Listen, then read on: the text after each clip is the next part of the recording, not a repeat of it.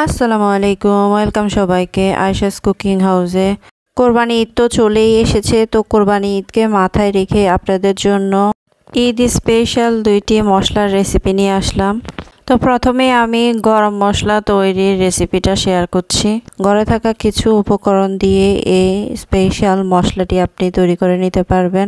তেমন কোনো ইনগ্রেডিয়েন্টসের প্রয়োজন নেই, অনেক নামি দামি কিছুর প্রয়োজন নেই। আপনার ঘরে যা আছে তা দিয়ে আপনি এত সুন্দর এবং স্পেশালি মশলাটি তৈরি করতে পারেন। তো আমি মশলাটি তৈরি করার জন্য এখানে নিয়েছি 3 পিস দারচিনি, 4-5টে তেজপাতা, 7-8টা শুকনো মরিচ, 1 টেবিল চামচ এলাচ, 1 টেবিল চামচ জিরা, 1 টেবিল চামচ সাদা গোলমরিচ। চাইলে আপনি কালো গোলমরিচও নিতে পারেন, কিন্তু কালো গোলমরিচ নিলে হয় কি মাংসের কালারটা কালো হয়ে যায়, সেক্ষেত্রে সেটা মাংসের কালা বোনা বা চিকেন কালা বোনা সেটার জন্য প্রযোজ্য। তো আমি এগুলোকে একটা কাঁচের সাহায্যে কুচি কুচি করে নিয়েছি, আর এলাচগুলোকেও কুচি কুচি করে নিয়েছি, আর গোলমরিচ আর জিরা আলাদা রেখে দিয়েছি।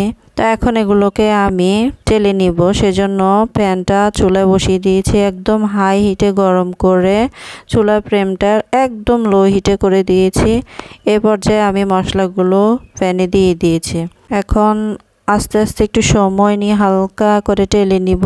একটু টালা হয়ে গেলে আমি এক পাশ দিয়ে জিরা আর গোলমরিচ দিয়ে একটু টেলে নিব। টেলে নেওয়ার পর সবগুলো একসাথে আবার নেড়ে চেড়ে টেলে নিব।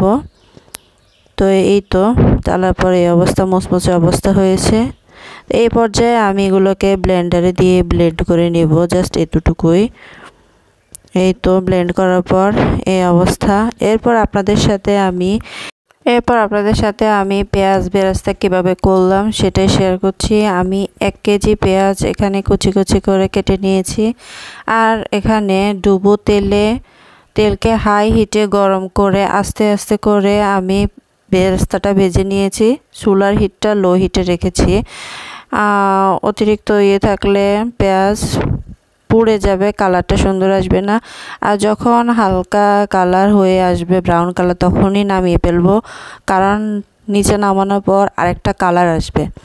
তো এই তো একে একে আমি সবগুলো ভেজে নিয়েছি। ভাজার পর এই অবস্থা। এখন আমি এগুলোকে কি করব, প্লাস্টিকের ছোট ছোট বয়ামে সংরক্ষণ করে নিব, আর এগুলোকে নর্মাল চেম্বারে রেখে দিব ফ্রিজের। এতে করে গরুর মাংস, মুরগির মাংস, পোলাও, বিরিয়ানি যাই হোক না কেন সব কিছুতেই কাজে লাগে। এই বেরেস্তাটা খুবই প্রয়োজনীয় ঈদে, আর ঈদের পরেও ব্যবহার করা যায়, কোনো সমস্যা নেই। তা আমি এভাবেই সবসময় সংরক্ষণ করে রাখি, সেজন্য আপনাদের সঙ্গে শেয়ার করলাম। দেখতে পাচ্ছেন আমি একে একে সবগুলো এভাবেই সংরক্ষণ করে নিয়েছি, আর আমার এখানে 3টি বয়ামে আমি এই বেরেস্তাগুলো সংরক্ষণ করে নিয়েছি। তো আজকের এই মশলার রেসিপিগুলো আপনাদের কাছে কেমন লেগেছে অবশ্যই কমেন্টে জানাবেন, আর সবাই আমার পাশে থাকবেন। ধন্যবাদ সবাইকে এতক্ষণ আমার সাথে থাকার জন্য।